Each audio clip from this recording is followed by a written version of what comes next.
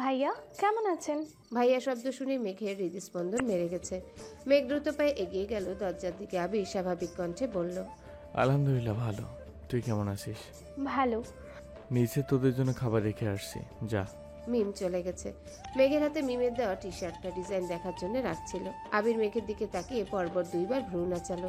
সহসাই মেঘের মুখে হাসি ফুটে উঠেছে। আবির মেঘকে আপাদমস্তক দেখে কপাল কুঁচকে বলল, হাতে ওটা কি? মেঘ টি শার্টটা খুলে দেখালো আর বলল, এটা মিমের বান্ধবী মিমকে দিয়েছে। আবির কপাল কুঁচকে পুনরায় শুধালো। তো এটা তোর কাছে কেন? মেঘ আস্তে করে বলল, আমি হ্যান্ড পেইন্টিং শিখবো। আবির দ্বিগুণ ভারী কণ্ঠে শুধালো। কোথা থেকে? মেঘ চট করে উত্তর দিল। অনলাইনে। কথাটা শুনে আবির স্বস্তির নিঃশ্বাস ফেলল। মৃদু হেসে উত্তর দিল, আচ্ছা শিখিস, যা যা লাগে বলিস আমায়, এনে দিব নে। পকেট থেকে দুটো কিটক্যাট চকলেট বের করে মেঘকে দিয়ে নিজের রুমে চলে গেছে। মেঘ দরজায় দাঁড়িয়ে আবিরের হাঁটার দিকে তাকিয়ে আছে। 2 দিন পর আবিরের মামাতো বোন মাইশার বিয়ে। আবিরের মামা দিনে কয়েকবার করে ফোন দিচ্ছেন। বাসায় এসেও সবাইকে বলে গেছেন। আবির সন্ধ্যার দিকে ছাদের একপাশে বসে আছে। তানভীর পিছন থেকে ডাকলো। ভাইয়া। আবির পিছনে না তাকিয়ে উত্তর দিল। এদিকে আয়। তানভীর আবিরের কাছে আসতে আসতে ভারী কণ্ঠে বলল, আগে থেকেই বলা ছিল, এখন থেকে তোমার বউ তুমি সামলাবে। নিচের বউ নিচে নিয়ে যাও, আমার যেতে বলো না। তুই বিয়েতে যাবি না? আমি কিভাবে যাব বলো? সামনে সভাপতি নির্বাচন।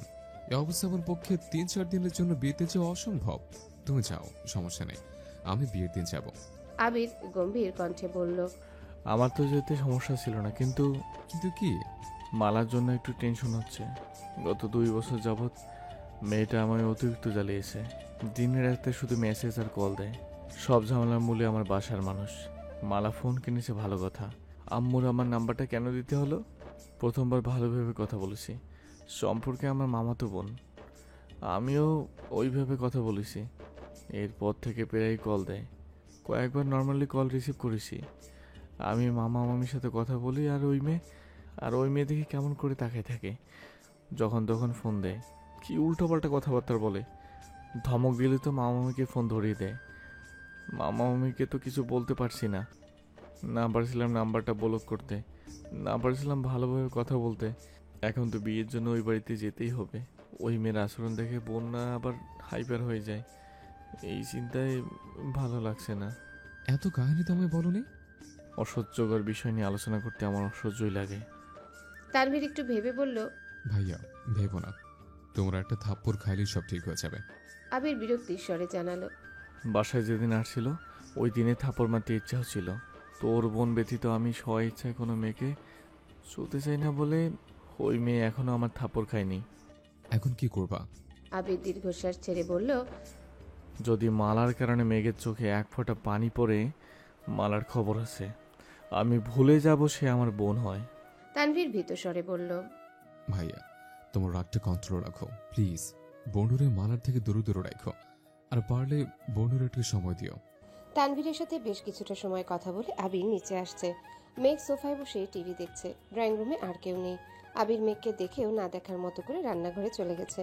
নিজের জন্য কড়া করে 1 কাপ কফি করেছে। কফির কাপটা হাতে নিয়ে আবির সিঁড়ির দিকে যাচ্ছে। মেঘ কপাল কুঁচে এক দৃষ্টিতে আবির ভাইকে দেখছে। আবিরের মনের ভেতরের দুশ্চিন্তাগুলো চেহারায় ভেসে উঠছে। অষ্টাদশী আবিরের তামাটে চেহারা দেখে বোঝার চেষ্টা করছে আবির ভাইয়ের কি হয়েছে। মেঘ একবার ভাবছে জিজ্ঞাসা করবে, কিন্তু সাহসও হচ্ছে না। আবির সিঁড়ি পর্যন্ত যেতেই মালিয়া খান নিজের রুম থেকে বের হতে হতে আবিরকে ডাকলেন। আবির সিঁড়ির পাশে দাঁড়িয়ে পড়েছে। মালিয়া খান সোফায় এসে বসলেন। আবিরের দিকে তাকিয়ে বললেন, তোর সাথে কথা আছে। আবির নির্বিকার কণ্ঠে বলল, আম্মু, তুমি যে বিষয় নিয়ে কথা বলতে চাচ্ছ সেই বিষয় নিয়ে আমি কথা বলতে চাই না বলেই রাজশাহী থেকে ফেরার পর থেকে তোমার সাথে দূরত্ব রেখে চলছি। কথা বলতে চাই না বললেই কি সবকিছু এড়িয়ে যেতে পারবি? তোর কি বিয়ের বয়স হয়নি? বিয়ে কি করবি না? আবির তপ্ত স্বরে জানালো। বিয়ে করার সময় হলে নিজেই তোমাদের বলে দেব। মালিয়া খান শুষ্ক কণ্ঠে বলে উঠলেন, আমি আমার ছেলের এই রূপ দেখব বলে ছেলেকে বিদেশে পাঠাইনি। তোকে এত মনমরা দেখতে আমার ভালো লাগে না। আমি চাই তুই বিয়ে কর। একটু থেমে পুনরায় বললেন, জান্নাত মেয়েটাকে আমার খুব ভালো লাগছিল। এতদিন মেঘের টিউটর ছিল, এখন তো আর সে আমাদের বাসায় পড়ায় না। মেয়েটার খোঁজ খবর নিতে তো সমস্যা নেই। আবির নিশ্চুপ। মেঘ হা হয়ে তাকিয়ে আছে বড় আম্মুর মুখের পানে। মেঘের চোখে মুখে দুশ্চিন্তার ছাপ। কিভাবে বলবে জান্নাতাপুর যে বিয়ে হয়ে গেছে, তাও আবার আসিফ ভাইয়ের সঙ্গে। মেঘ সহসা আবিরের মুখের পানে তাকালো। মালিহা খান মেঘের দিকে তাকিয়ে বললেন, তোর কাছে জান্নাতের নাম্বার আছে? মেঘ বলে, জান্নাত আপু। মেঘের কথার মাঝে আবির বলে ওঠে, ওর কাছে নাম্বার কোথা থেকে থাকবে? তুমি কি শুরু করেছো আম্মু? মেয়েটা পড়াতে আসছিল, পড়িয়েছে, মেক চান্স পেয়েছে, আলহামদুলিল্লাহ। মেয়েটাকে দাওয়াত দিয়ে খাওয়াতে চাইছো, গিফট দিতে চাইছো, সব ইচ্ছা পূরণ করা হলো। এরপরও এই বিষয় নিয়ে কথা কেন ওঠে? মেঘ আহাম্মকের মতো আবিরের দিকে চেয়ে আছে। বলে দিলেই হয় জান্নাতাপুর বিয়ে হয়ে গেছে। আবির মেঘের দিকে চোখ রাঙিয়ে ইশারা করলো যাতে কিছু না বলে। আবির দীর্ঘশ্বাস ছেড়ে পুনরায় বলল, সামনে মাইশা আপুর বিয়ে, তুমি বরং সেদিকে মনোযোগ দাও। আর বিয়ে বাড়িতে গিয়ে কোনোভাবে আমার বিয়ের কথা তুললে আমি কিন্তু সঙ্গে সঙ্গে বিয়ে বাড়ি থেকে চলে আসব, কথাটা মাথায় রেখো। মেন গেট থেকে ভেতরে 2 কদম এগিয়ে আলী আহমদ খান উচ্চস্বরে, হয়েছেটা কি? মাসেলের মধ্যে কি নিয়ে মনোমালিন্য চলছে? আবির মায়ের দিকে তাকিয়ে ধীর কণ্ঠে বলল। আব্বুকে কিছু বলবা না কিন্তু। বাবার দিকে তাকিয়ে গম্ভীর কণ্ঠে বলল, কিছু না। আবির চলে গেছে। বড় আব্বুকে দেখে মেঘও টিভি বন্ধ করে চলে যাচ্ছে। আলী আহমদ খান সোফায় বসতে বসতে মালিহা খানকে শুধালেন। কি হয়েছে? মালিহা খান মনমরা হয়ে উত্তর দিলেন, কি আর হবে, বিয়ের কথা বলছিলাম, এখন রাগারাগি করছে। আলী আহমদ খান ভারী কণ্ঠে বললেন, তুমি ছেলের আর কিছু বইল না, মাথাটা একটু ঠান্ডা হোক, আমি কথা বলবো। মালিয়া খান শীতল কণ্ঠে জানালেন, ঠিক আছে। আজ মাইশার গায়ে হলুদ। মালিয়া খান আর আলী আহমদ খান গতকালই বিয়ে বাড়িতে চলে গেছেন। মালিয়া খান মাইশাদের বড় ফুপি, তাই ওনার দায়িত্বটা একটু বেশি। আরও আগেই যাওয়ার কথা ছিল, কিন্তু অসুস্থতার কারণে আলী আহমদ খান স্ত্রীকে একা ছাড়তে রাজি নন। ডাক্তার দেখিয়ে গতকাল উনি নিজেই নিয়ে গেছেন। তানভীর ব্যতীত বাকিরা আজ বিয়ে বাড়িতে যাবে। আগে থেকেই বলা, আবির ইকবাল খানের গাড়ি নিয়ে যাবে। মামনি, কাকিয়া, মেঘ, মিম আর আদিকে নিয়ে যাওয়ার দায়িত্ব আবিরের। মোজাম্মেল খান আর ইকবাল খান অফিস করে বিকেলের দিকে রওনা দিবেন। সকাল থেকে সাকিব আবিরকে কলের পর কল দিয়েই যাচ্ছে, যেন যত তাড়াতাড়ি সম্ভব বিয়েবাড়িতে উপস্থিত হয়। সকালের নাস্তা করে ইকবাল খান আর মোজাম্মেল খান অফিসের উদ্দেশ্যে বেরিয়ে পড়েছেন। বাকিরা রেডি হচ্ছে। গায়ে হলুদের পাঞ্জাবি শাড়ি নেওয়ার দায়িত্ব ছিল আবিরের। নিজের কিছু জামাকাপড় সহ সব ব্যাগ গাড়ির ডিকিতে রাখতে গিয়ে হঠাৎ কিছু একটা মনে করে বাড়ির ভিতর ঢুকছে আবির। মিম, আদি, মামনিরা ততক্ষণে রেডি হয়ে মেঘকে ডাকতে ডাকতে বেরিয়ে পড়ছেন। কাকিয়া আবিরকে জিজ্ঞাসা করলেন, আবার কোথায় যাচ্ছিস? উত্তরে আবির জানালো, ওয়ালেটটা রুমে ফেলে আসছি, তোমরা গাড়ি থেকে বসো, আমি আসছি। হালিমা খান পুনরায় ডেকে বললেন, মেঘ রেডি হলো কিনা একটু দেখিস তো। আচ্ছা। বলে সিঁড়ি দিয়ে দ্রুত পায়ে উঠে রুম থেকে ওয়ালেট আর একটা জ্যাকেট নিয়ে বের হয়েছে। জ্যাকেটটা পরে ওয়ালেটটা চেক করতে করতে মেঘের দরজা পর্যন্ত এসে ডাকলো। আর কতক্ষণ লাগবে তোর? আবিরের কণ্ঠ শুনে মেঘ চমকে উঠে ত্রস্ত ঘুরে দাঁড়ালো। সে সঙ্গে সঙ্গে বিছানা থেকে জ্যাকেট টেনে গায়ে জড়িয়ে নিয়েছে। মেঘের হুড়োহুড়ি কর্মকাণ্ডে আবির মেঘের দিকে তাকালো। মেঘের গায়ে এমনভাবে জ্যাকেট জড়ানো দেখে আবির কয়েক সেকেন্ডের জন্য স্থির দৃষ্টিতে তাকায়। মেঘ চিবুক নামিয়ে দাঁড়িয়ে আছে। মেঘ কালো রঙের একটা গাউন পরেছে, সাথে আবিরের গিফট করা একটা গর্জিয়াস হিজাবও পরেছে। মেঘকে দেখতে এত মায়াবী আর মোহময় লাগছে যে আবির দৃষ্টি সরাতে পারছে না। মেঘকে আপাদমস্তক দেখে আবির মেঘের আটকে ওঠার কারণটা বোঝার চেষ্টা করলো, যদিও কিছু বুঝতে পারেনি। তবুও আবির চোখ নামিয়ে সরি বলে রুম থেকে বের হতে যাচ্ছিল। মেঘ অস্বস্তি কাটিয়ে ডাকলো, আবির ভাই। আবির দরজার বাহির থেকে উত্তর দিল, হুম। মিমকে একটু ডেকে দিবেন প্লিজ। আবির ব্যালকনি থেকে ড্রয়িং রুমে একবার তাকালো। কোথাও কেউ নেই। আবির উচ্চস্বরে জানালো, সবাই বের হয়ে গেছে, মিমও গাড়ির কাছে চলে গেছে। কোনো সমস্যা?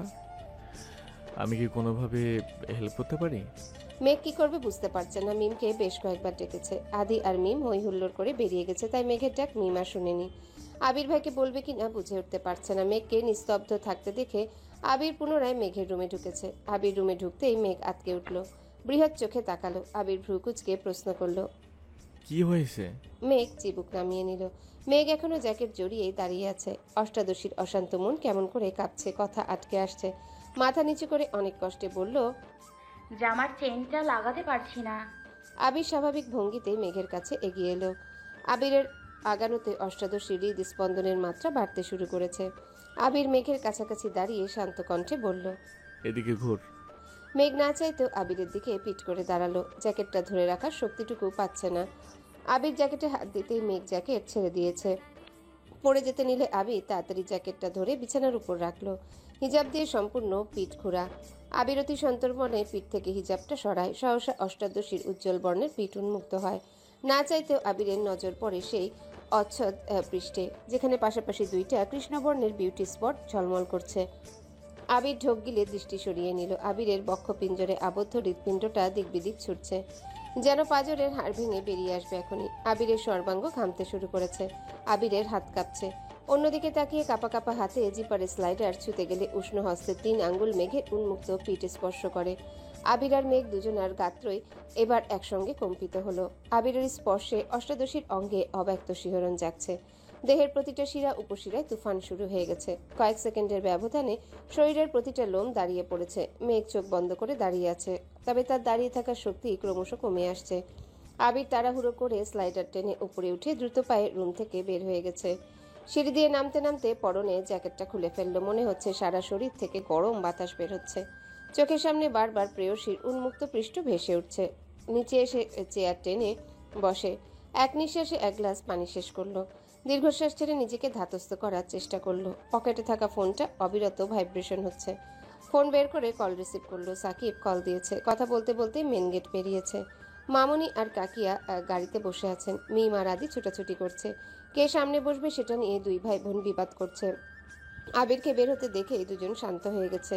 অন্যদিকে আবিরের প্রস্থানের পরপরই অষ্টাদশী ধপ করে বিছানায় বসে পড়েছে। উন্মুক্ত পৃষ্ঠে আবির ভাইয়ের স্পর্শ অনুভব করতে বারবার শিহরিত হচ্ছে মেঘের গাত্র। যাও ভেবেছিল জ্যাকেটটা পরবে, কিন্তু এখন মনে হচ্ছে গ্রীষ্মের প্রখর রোদে পুড়ছে তার দেহ। কিছুক্ষণের মধ্যেই নিচে নামলো মেঘ। আবির গেটে তালা ঝুলিয়ে গাড়ির কাছে আসতেই শুনতে পেল 3 ভাই বোনের কথোপকথন। তিনজনই সামনে বসার জন্য উঠে পড়ে লেগেছে। আবির সেদিকে মনোযোগ না দিয়ে ড্রাইভিং সিটে বসে পড়ল। আকলিমা খান গাড়ির ভেতর থেকে ডাকলেন, কি রে, তোরা কি গাড়িতে উঠবি? মেঘ বাকিদের উদ্দেশ্যে বলছে, শোন, আবির ভাই যে রাগী, গাড়িতে বসে ঘাড় ঘোরালেই দিবে মায়ের। তোরা কেউ সামনে বস, আমি বরং পেছনেই বসবো। মেঘের কথা শুনে মিম আর আদি দুজন দুজনের দিকে তাকালো।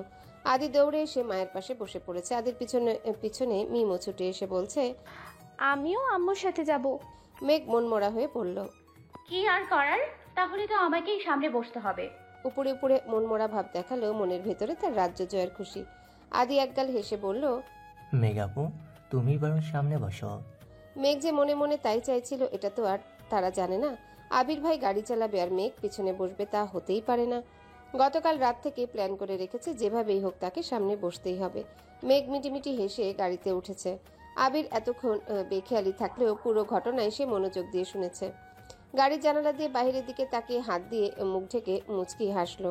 আবির চাইলেই সবার মধ্যে মেঘকে সামনে বসতে বলতে পারতো না। মেঘ যে নিজে থেকে আবিরের পাশে বসার চেষ্টা করেছে, এতেই আবিরের মন প্রশান্তিতে ভরে গেছে। দিনকে দিন মেঘের করা পাগলামিগুলো আবিরকে তার প্রেয়সীর প্রতি আরো বেশি আসক্ত করে তুলছে। খানবাড়ির রাজপুত্র আর রাজকন্যারা ঢাকা থেকে ত্রিশালের উদ্দেশ্যে যাত্রা শুরু করেছে।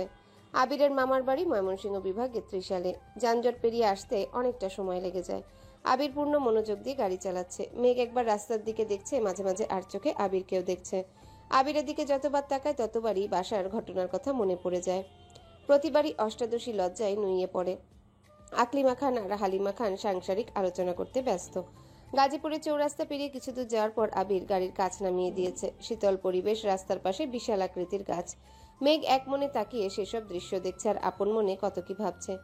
অষ্টাদশীর অশান্ত মনে ছোটাছুটি করছে কত শত প্রেমময় বার্তা।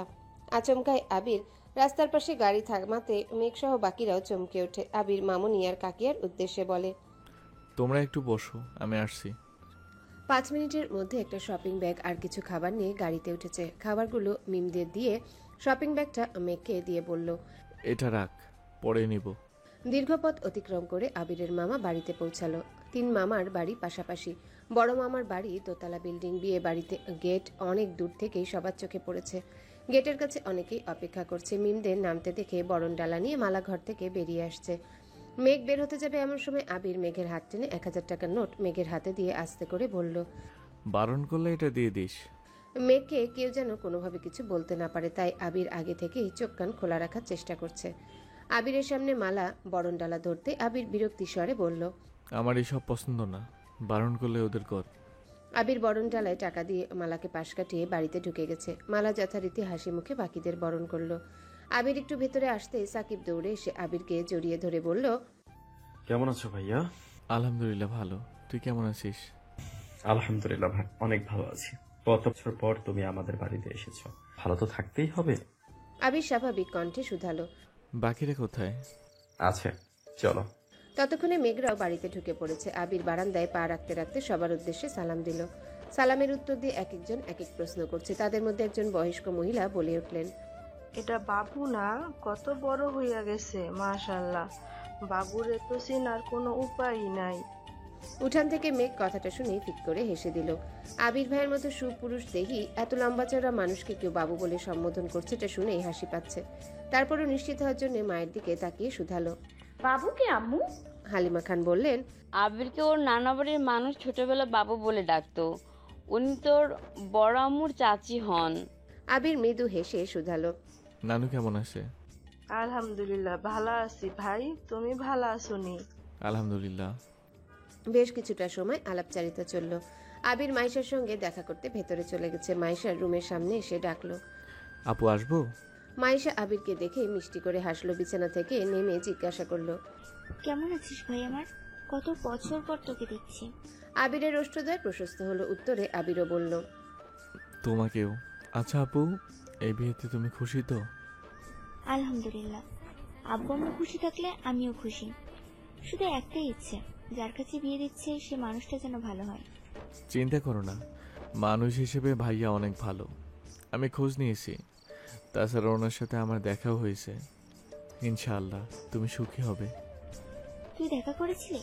এর মধ্যেই মিম, মেঘ আর আদিও মাইশা আপুকে দেখতে আসছে। মাইশা বরাবরই চাপা স্বভাবের একটা মানুষ। কখনো কারো বাড়িতে বেড়াতেও যায় না, তবে ফোনে প্রায়ই সবার সাথে কথা হয়। তাছাড়া মালিয়া খান বেড়াতে আসলে ওনার মুখে বাসার সবার কথাই শুনে, সেভাবেই চিনে সকলকে। আবির ভ্রুকুচকে শুধালো, কেন, ভাইয়া কি তোমায় বলেনি? কথা বলি না তো।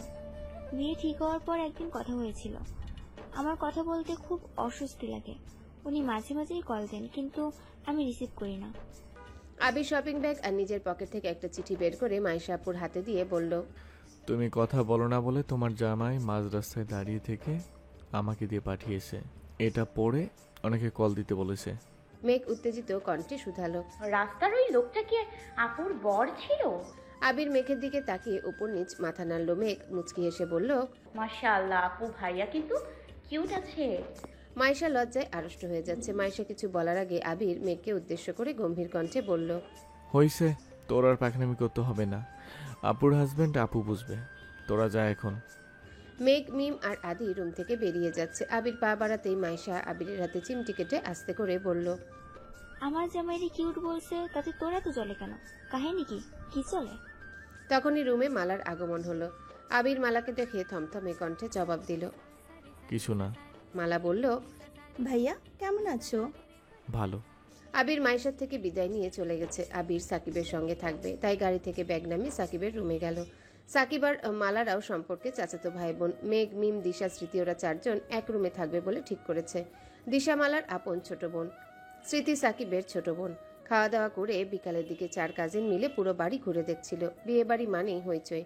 বিকেল হতে হতে আত্মীয় স্বজনদের ভিড় জমতে শুরু হয়েছে। মেঘ, মিম আগেও কয়েকবার এসেছিল, তবে সেসব ছোটবেলার ঘটনা। এখন আর কিছুই মনে নেই তাদের।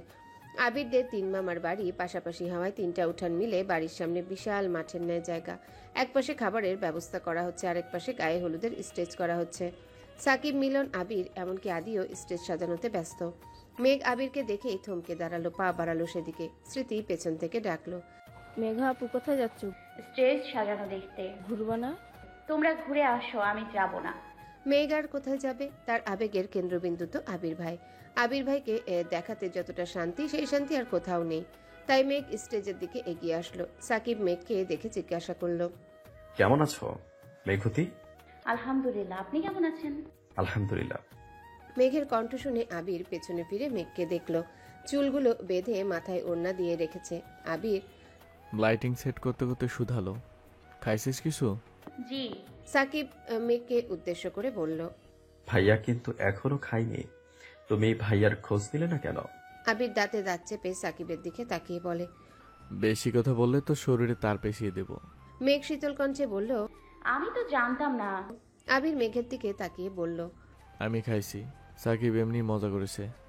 আবির সাকিবরা কাজ করছে। মেঘ চেয়ারে বসে বসে তাদের কাজ করা দেখছে। কিছুক্ষণ পর স্মৃতি, দিশা আর মিমও চলে আসছে। সবাই চেয়ারে বসে গল্প করছে, অথচ মেঘের নজর আবিরের দিকে। আশেপাশে কে কি বলছে সেসবে কোনো মনোযোগ নেই তার। স্টেজ সাজানো প্রায় শেষের দিকে। তখন মালা একটা প্লেটে অনেক রকমের পিঠা নিয়ে আসছে। আবিরকে ডেকে বলছে, আবির ভাইয়া তোমার জন্য পিঠা নিয়ে আসছি। মালার কথায় আবির কোনো রূপ প্রতিক্রিয়া দেখালো না, ফিরে তাকালো না। অথচ মেঘের ছ্যাদ করে রাগ উঠে গেছে। মনে পড়ে গেছে বাসায় আবির ভাইয়ের উপর ঢলে পড়তে যাচ্ছিল এই মালা আপু। আবির ভাইয়ের প্রতি তখন তীব্র ভালোবাসা অনুভব করতে না পারলেও সেদিন ঠিকই কেঁদেছিল সে। তবে এখন তো সে আবিরকে ভালোবাসে। আবির ভাই ভালোবাসুক না বাসুক, অষ্টাদশী মনে প্রাণে আবিরকেই ভালোবাসে। আবিরের আশেপাশে সে কাউকেই সহ্য করতে পারবে না। মেঘ ভেতরে ভেতরে রাগে ফুঁসছে। মালা পুনরায় বলল, পিঠাগুলো খেয়ে নাও ভাইয়া। আবির পেছনে না ফিরেই বলল, আমি খাবো না পিঠা, ওদের দে। হাত দিয়ে মেঘদেরকে ইশারা করলো। আবিরের কথাটা মালার পছন্দ হয়নি। আকস্মিক সাকিব বলল, 3 দিন যাবৎ এত কাজ করতেছি, আমাকেও তো একটা পিঠা সাধতে পারিস? মালা সাকিবের উপর নিজের ক্ষোভ প্রকাশ করে। তুমি কি বাড়ির মেহমান যে তোমাকে আলাদা করে পিঠা দিতে হবে? সাকিব মন খারাপ করে বলল, আজ মেহমান হতে পারিনি বলে কেউ দামই দেয় না। মালার কথা বাড়ালো না। মেঘের হাতে পিঠাগুলো দিয়ে চলে গেছে। পিঠাগুলো সে আবিরের জন্য আলাদা করে এনেছিল। নকশি পিঠার সবগুলোই লাভ আকৃতির। পিঠাগুলোর দিকে নজর পড়তে দ্বিতীয় দফায় রাগ উঠে গেল মেঘের। মিমা স্মৃতির দিকে পিঠাগুলো দিয়ে বলল, তোরা খা, আমি খাবো না। আবির আর সাকিবের দিকে তাকাতেই সাকিব জিজ্ঞাসা করলো, কি হয়েছে মেঘুতি? পিঠা খাবে না কেন তুমি? আমাদের বাড়ির পিঠাগুলো কি অপরাধ করেছে যে তুমি তাদের ছুঁয়েও দেখছো না? মেঘ গম্ভীর মুখ করে উত্তর দিল, পিঠা খাবো, তবে এগুলো না। সাকিব বলে, আয় মিলন, মেঘুতির জন্য পিঠা নিয়ে আয়। যত জাতের পিঠা ঘরে আছে সবগুলো নিয়ে আসবি। মেঘ ভ্রু কুচকে বলল, আমি এখন খাবো না পিঠা। মিলন সেসবে পাত্তা দেয়নি। কিছুক্ষণের মধ্যেই বড় প্লেট দিয়ে অনেক প্রকারের পিঠা এনে মেঘকে দিয়েছে। মেঘ না চাইতেও 2-1টা পিঠা খেয়েছে।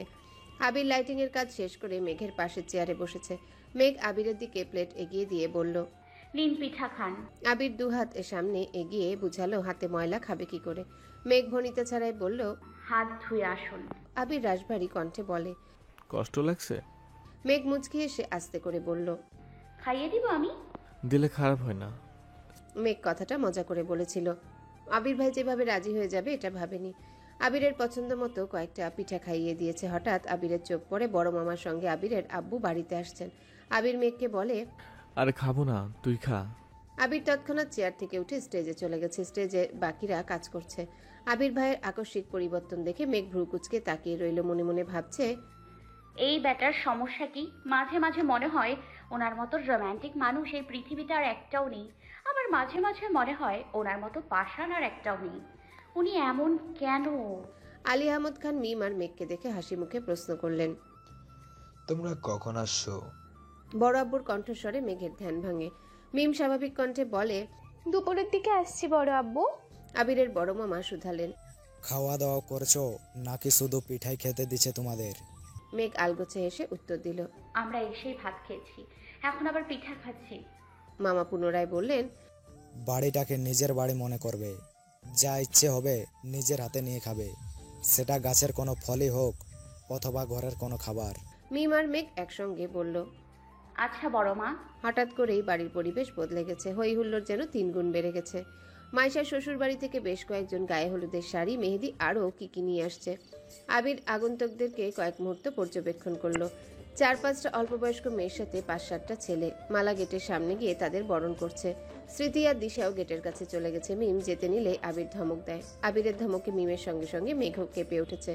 আবির মেঘ আর মিমকে উদ্দেশ্য করে বলল, তোরা এখন রুমে যা। মেহমান যাবার আগ পর্যন্ত তোদের এক বনের ছায়া যদি আমি দেখি তাহলে তোদের খবর আছে বলে রাখলাম। মেঘ মাথা নিচু করে বলল, আপুকে হলুদ লাগাবো না? আবির বিরক্তির স্বরে বলল, রাতে লাগাইস, এখন যা। মেঘ আর মিম দুজনেই মাথা নিচু করে একে অপরকে অভিযোগ জানাতে জানাতে রুমে চলে গেছে। এতদিন তানভীর ভাইয়া এমন করেছে। মিম আর মেঘ দুজনকেই অতিরিক্ত শাসনে রেখেছে। এবার তানভীর আসেনি তাই ভেবেছিল একটু আনন্দ করবে। সব আনন্দে আবির ভাই পানি ঢেলে দিল। সন্ধ্যার পরপরই মেহমান চলে গেছে। মাইশা আপু মিম আর মেঘকে খুঁজে না পেয়ে দিশাকে দিয়ে ডেকে পাঠিয়েছে। মাইশা আপুর 4 জন বান্ধবী এসেছে, মালা আপুরও 3টা বান্ধবী এসেছে। এছাড়াও খালাতো মামাতো বোনেরা তো আছেই। সন্ধ্যার পর থেকে বাড়িতে শাড়ি পরার ধুম পড়েছে। মিম আর মেঘ বিছানার একপাশে বসে সবার সাজগোজ দেখছে। মাইশা আপু বারবার দুজনকে শাড়ি পরতে বলছে। মিম শাড়ি দু চোখে সহ্য করতে পারে না, কিন্তু সবার শাড়ি পরা দেখে মেঘের খুব ইচ্ছে করছে শাড়ি পরতে। তবে আজ পর্যন্ত কখনো শাড়ি পরেনি সে, তাই শাড়ি সামলাতে পারবে না ভেবে ভয় পাচ্ছে। মাইশা আপুর এক বান্ধবীকে দেখে হঠাৎ মেঘের রাকিবের গার্লফ্রেন্ডের কথা মনে পড়ে গেল। জান্নাত আপুর বিয়েতে কত সুন্দর করে সেজে আসছিল। রাকিব ভাইয়ের গার্লফ্রেন্ডকে দেখে সেদিন মেঘেরও শাড়ি পরতে ইচ্ছা হয়েছিল, তবে আজ আর সাহস পাচ্ছে না। আচমকা মাইশা আপু মেঘের দিকে তাকিয়ে জোর গলায় বললেন, মেঘ, তুমি কিন্তু শাড়ি পরবে, একদম না শুনবো না। পরবে মানে পরবেই। আপু, আমি তো কখনো শাড়ি পরিনি। তোমার যেভাবে সুবিধা হবে সেভাবেই পরানো হবে, তুমি চিন্তা করো না। মিমের এসব শাড়ি পরা দেখতে দেখতে আর ভালো লাগছে না। মেঘ শাড়ি পরবে শুনে মন খারাপ করে রুম থেকে বেরিয়ে গেছে। মেঘও রেডি হতে ওয়াশরুমে গেছে। মাইশা আপু মিটিমিটি হাসছে। মাইশা আপুর বেস্ট ফ্রেন্ড জিজ্ঞাসু চোখে চেয়ে প্রশ্ন করলো, কি রে, হাসতিস কেন? মাইশা আশেপাশে দেখে বান্ধবীর কানের কাছে বিড়বিড় করে বলল, আবিরের কথা বলছিলাম না তোকে, ওর চাচাতো বোন মেঘ। আমি শিওর আবির মেঘকে পছন্দ করে, কিন্তু কিছু বলতে পারছি না। মেঘকে শাড়ি পরাচ্ছি যাতে আবিরের রিয়াকশন বুঝতে পারি, বুঝলি? হ্যালো বন্ধুরা, পরবর্তী পার্ট খুব তাড়াতাড়ি আসবে, তো সবাই অপেক্ষায় থাকো। আর চ্যানেলটি যারা এখনো সাবস্ক্রাইব করোনি তারা পরবর্তী পার্ট দেখার জন্য চ্যানেলটি সাবস্ক্রাইব করে রেখো। ধন্যবাদ সবাইকে, আমাদের সাথেই থেকো।